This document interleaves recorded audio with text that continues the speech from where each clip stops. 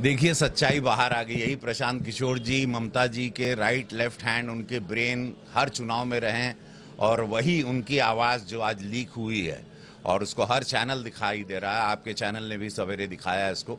तो इससे ये पता चल रहा है कि उन्होंने साफ शब्दों में कहा है कि ममता जी हार रही हैं।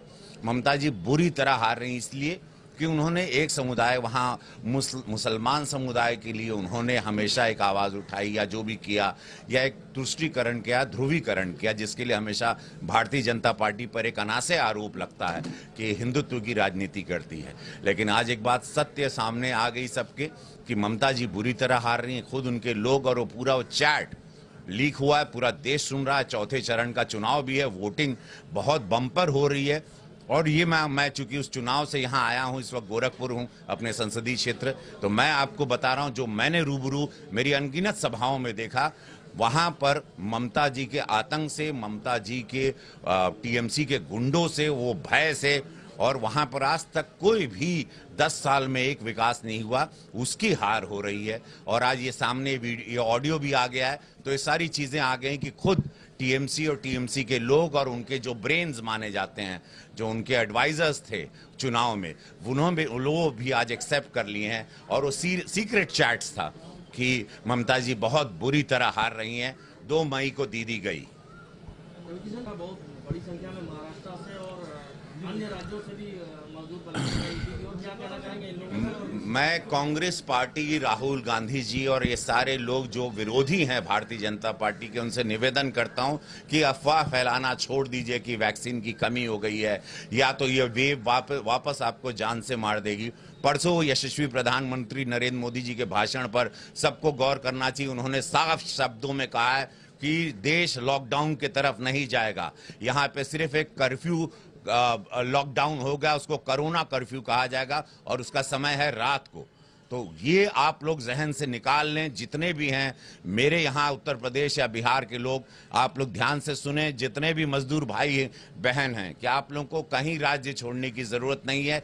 रात के समय पर कोरोना कर्फ्यू है, ये लॉकडाउन नहीं है। देश लॉकडाउन की तरफ नहीं जा रहा है। हमारी स्वदेशी वैक्सीन्स बन रही है, उसकी मात्रा भी ज़्यादा। अचानक हर जगह पर सेंटर्स पर जहां पे 100-200 लोग आते थे, अब 1000 की मात्रा में लोग आने लगे, तो वैक्सीन्स कम हो गई। लेकिन हम लोग इतने सक्षम हैं कि हम लोग पर्याप्त अपने वैक्सीन्स के डोज बनाएंगे और देश के हर नागरिक को वैक्सीन लगेगी। घबराने की, पैनिक होने की जरूरत नहीं। पैनिक बटन मत दबाइए। उस समय पिछले साल और इस साल में अंतर है। हमारे पास ना मास्क था, ना वैक्सीन थी, ना बेड था, ना वेंटिलेटर्स था, ना हम लोगों को इस बीमारी के बारे में, वायरस की तोड़ पता था। लेकिन अब हमारे वैज्ञानिक डॉक्टर्स ने इसका तोड़, और अब देश पूरी तरह से सक्षम है कि हम लोग अपने नागरिकों का, देश के नागरिकों का ख्याल रख सकें। पैनिक होकर कहीं भागने की किसी राज्य में जरूरत नहीं है, अपने गांव आने की जरूरत नहीं है। आप जहां हैं वहीं रहें, वैक्सीन लें, सोशल डिस्टेंसिंग का पालन करें, मास्क जरूर लगाएं। इस वक्त मैं इंटरव्यू के वक्त खाली मास्क निकाला हूं, लेकिन आप लोग मास्क जरूर लगाएं और अपना ख्याल रखें। गर्म पानी पिए, एक्सरसाइज करें, कसरत करें, योगा करें, दौड़ें, इम्यूनिटी सिस्टम को स्ट्रांग रखें। आप लोग ठीक रहेंगे। व्यापारी की हत्या हो गई, पुलिस तह तक नहीं पहुंच पा रही थी। देखिए, अभी ये चुनाव, जैसे आप लोग जिला पंचायत का चुनाव है, आपसी रंजिश है। गोरखपुर आप लोग देख रहे हैं कि यहाँ पर अभी जमीन की कीमत काफी महंगी हो गई है। गोरखपुर एक हॉटस्पॉट हो गया है, तो यहाँ पर अब जमीन के लिए भी भू माफिया लोग भी लड़ रहे हैं, लेकिन पुलिस उनके तह तक पहुंच रही है। और ये मुख्यमंत्री जी का शहर है, मैं वादा करता हूँ सांसद होने के नाते मुजरिम पकड़ा जाएगा। और जितने भी हत्याएं हुई हैं अभी ये पिछले हफ्ते में, सारे मुजरिम पकड़े गए। कुछ रंजिश रही, कोई जमीनी विवाद रहा, कुछ पंचायती चुनाव को लेकर लोगों में रहा, ये है। लेकिन हम लोग पूरी तरह इसको कंट्रोल करेंगे और ये मैं वचन देता हूं आप लोगों की, इन हत्याओं पर कोशिश रहेगी हम लोग अंकुश डाल दें। कप्तान साहब से हमारी बात हुई और उन्होंने बोला हम लोग इस पर पूरा, आज उसकी बैठक भी होने वाली है और इस पर पूरी तरह से हम लोगों की नजर है, इस पर कंट्रोल किया जाएगा।